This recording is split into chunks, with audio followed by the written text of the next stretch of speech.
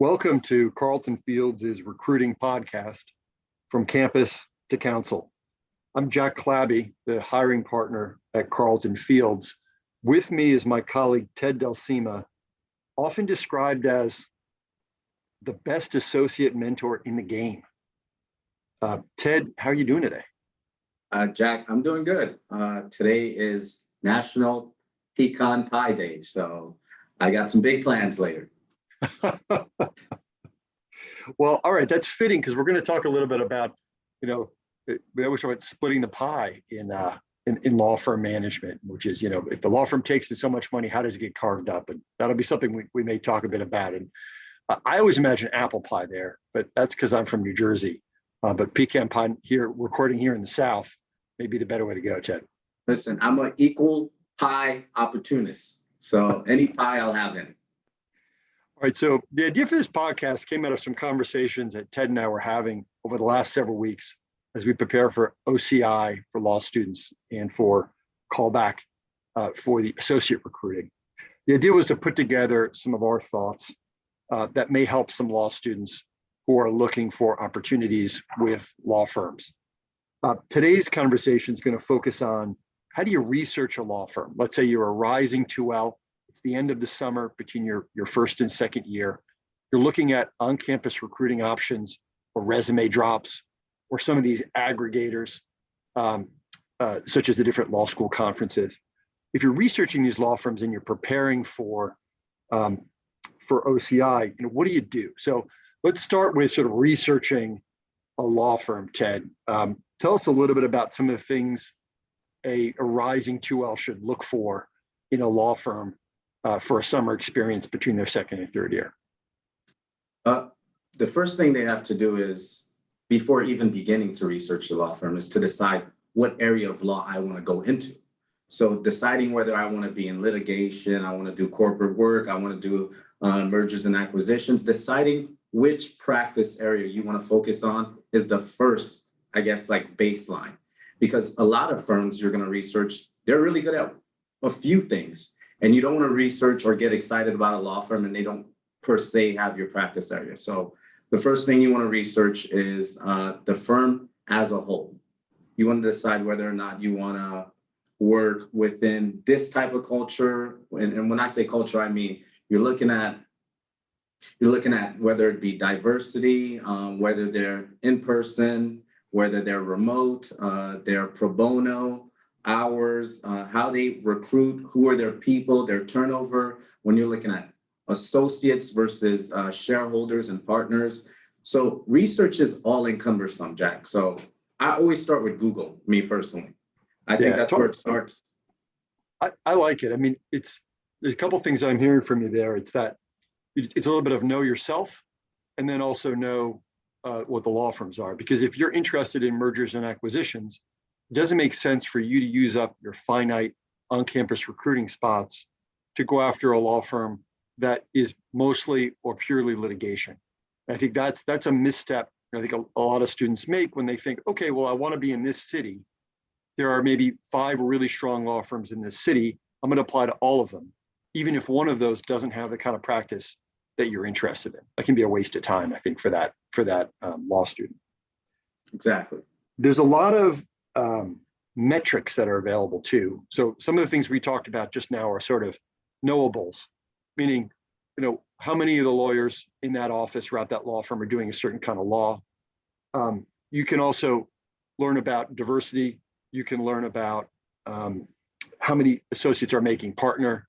You can learn about some of these things from plain on statistics, but then there's some of the sort of like sabermetrics type statistics, which we sometimes see as, let's call it partner to associate ratio, right? Mm-hmm. So a firm with a high partner to associate ratio has a fair amount of partners and relatively low associates.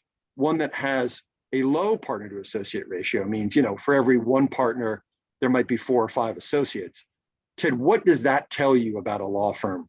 All other things being equal. Well, it outside looking in, inside looking in, it tells you, the first thing it tells you is that, is this a firm you see yourself growing in? Again, Jack, it goes back to knowing yourself. Do you want to be an associate? Do you want to be a career associate? Or do you want to move up into partnership? And do you want to bring in business? Do you want to go into sales? Whatever that may be. So you want to look at firms that either have more partners to associate ratio as opposed to the inverse. Like, what do I want to do? So what it means to me, and shameless plug here, Jack, the reason why I chose Carlton Fields is because they promote their associates, and there is a very clear track to partnership. So, and that's important to me. I like mentoring, I like coaching, and I love sales. So for me personally, it makes sense for me to go somewhere where there might be more, partners involved and a clear path to partnership. So that's the first thing you definitely want to decide in researching a firm and looking at these things. That's a great point, Ted, because you see there are some associates who are in law school now, and their plan has always been, I'm going to work at a law firm for 3 or 4 years, then I'm going to go in-house, or I'm going to work at a law firm for 3 or 4 years, open my own shop, work at a law firm for 3 or 4 years, go to the prosecutor's office or the U.S. Attorney's office. And that's okay, right? Because an associate who's looking for that experience might say, I'm going to make a fair amount of money, I'm going to pay off my loans or reduce my loans, then I'll be in the position for the career that I've always wanted, which is something else. And so that associate's going to look at a law firm for, pay is going to be really important from 0 to 4 years there. Whereas if an associate is thinking, I am interested in the private practice of law long-term, you're going to look at different things. I'm going to look at pay over 20 years and not just the first 4 years. And I'm going to need to be asking questions in doing research to find out what my path to partnership looks like in a different way than I would be if it were sort of a use it or lose it. I'm going to use it for 4 years and then I'm going to move on. And those firms that have a 1 to 4 partner to associate ratio, they recruit differently because they need bodies and seats, and they know they're going to lose 80% of them, and they're fine with that. That's their model. Whereas a firm that is more 1 to 1 partner to associate wants to keep them around. Exactly, and I'm going to share some statistics with you that are a little bit jarring. So according to the Law School Admissions Council, the number of people applying for law school rose to 13%. So that's the biggest spike since 2002. Now, another statistic, according to US News, is that they found that more than 80% of their grads gets jobs from 5 to 6 major law schools. That's University of Pennsylvania, Berkeley, Harvard, Duke, Columbia. Now, what that means when you're thinking of researching and everything we've talked about is, so the market's already saturated. How do you stand out? How do you put your best foot forward? And one thing Jack failed to mention is he actually interviewed me. And I have to say, I became a CIA analyst on Carlton Fields and Jack Clabby. I started looking him up. I wanted to know if he was married, if he had children, what he did in his spare time. And I feel like all that put me in a position of power and comfort because I ended up finding out that Jack enjoys doing podcasts. Jack has a whole other podcast that he does through Carlton Fields. And look at us now doing one together. So I say these statistics, Jack, because the more research you do, the better position it puts you, especially when it comes to your goals and your vision. That's a great point. So I think so if we're going to step back for the rising 2L who's beginning to research law firms, is thinking about where they're going to go, they got to know a little bit about what they want, right? Not things just like what kind of office they want to be in, but where they want their career to go, because all that matters right now. Then they're going to do research on the law firms that they're interested in, and they're going to try to sort those law firms in some way to be realistic, both about, is there an interesting place where they could get their career job done, and do they have a chance at that law firm? Now, you and I use the phrase non-traditional law students a lot, Ted, when we talk about who we're interested in hiring for the law firm. What do we mean by non-traditional law student? So I'm a non-traditional law student. What that means is essentially it's an individual that may have had a career prior to law school. So prior to joining Carlton Fields, going to law school, crying 1L a year, the whole rigmarole. Prior to doing that entire, dog and pony show, I worked in finance for 7 years, And the one thing I realized, Jack, in 7 years, when it comes to finance, you either make more money, spend less, or save more. And that wasn't boring for me. And, that wasn't exciting. It got boring. And I decided to go to law school. But I don't want to discount that when it comes to my resume and when it comes to my experience, because I got real world experience. So as a non-traditional student, Jack, you're in a position of power, I believe, especially if you're rising too well, going into your 3L year. You wanna incorporate that in your resume. And my resume is bifurcated by legal experience and I believe it's called corporate experience. Yeah. You want to show that talent. You want to highlight that. And again, it goes back to the statistics. You want to stand out. You want to put yourself in a position where you're creating a funnel. You're getting there, and you're going to get that position. I love it, and I think we've got some things we look for, and work between college and law school is a big one. It's not necessarily a requirement, but work between college and law school tells you a lot about the maturity level of the associate who's going to arrive. And it also, instructs to some degree a law firm who's looking at candidates as to, is this someone who's going to stay with us and wants to stay with us for their career? Or is this somebody who we're their first stopping point and they're going to move on?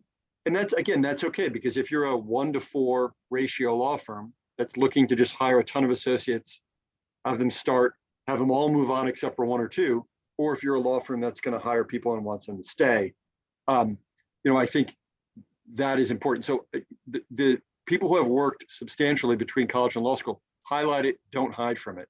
Some other things that we like, or that I think folks have questions about, is military experience. We have a current summer associate who's outstanding, who was in the military service and intelligence for several years, and brings all that experience to bear.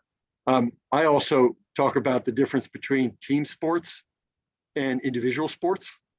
Yeah. And I'm not saying one's better than the other, although if you're building a trial team, it is probably best to have team sport people, versus if you're looking for individual achievement, I think the individual sports are the better way to go. So just those are a couple of other things that I try to look for in resumes that I really like. And then I think you'd forget about it. The last one, I think people sometimes will pull and not have non-legal jobs, like jobs they had during college in retail.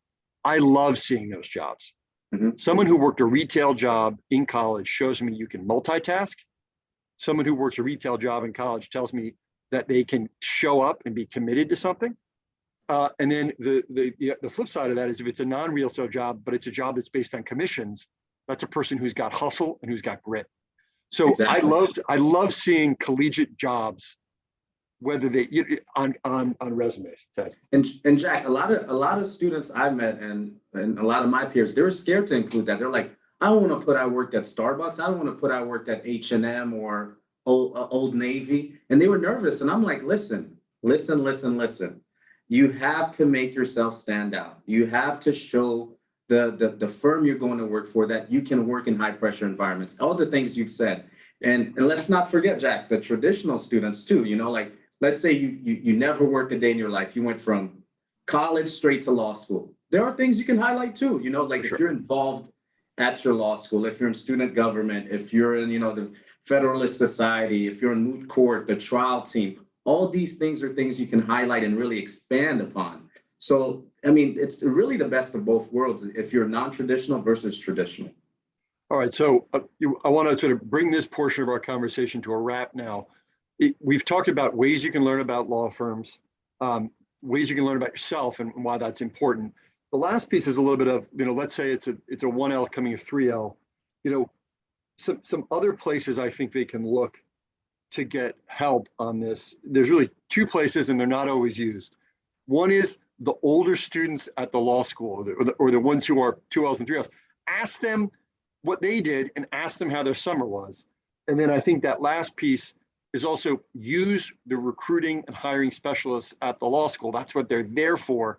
You should never, have to ask a question that they could have answered or spend time researching it. Get to actually meet them as human beings. They're very talented. Would you agree? What do you think, Dan? 10 out of 10, Jack. I agree.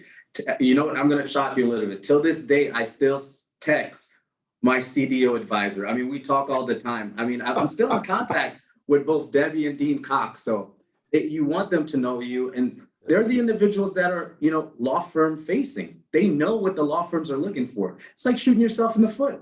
Why not talk to them?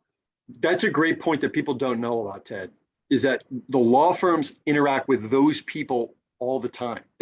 That's our point of contact at the law Yeah. school. And the other groups that we interact with are the current summer associates or recent summer associates. And we ask them, who should we be interviewing when we go on campus? And if they know anybody who just, even if they're a buddy of ours, a buddy of theirs, we are interested in hearing what the current summer associates have to say. All right, well, thanks folks for joining us here on episode 1 of Carlton Fields' recruiting podcast, From Campus to Counsel. Ted, thanks so much for joining us here, and everybody listening, hope you'll continue to tune in as we expand the offerings here.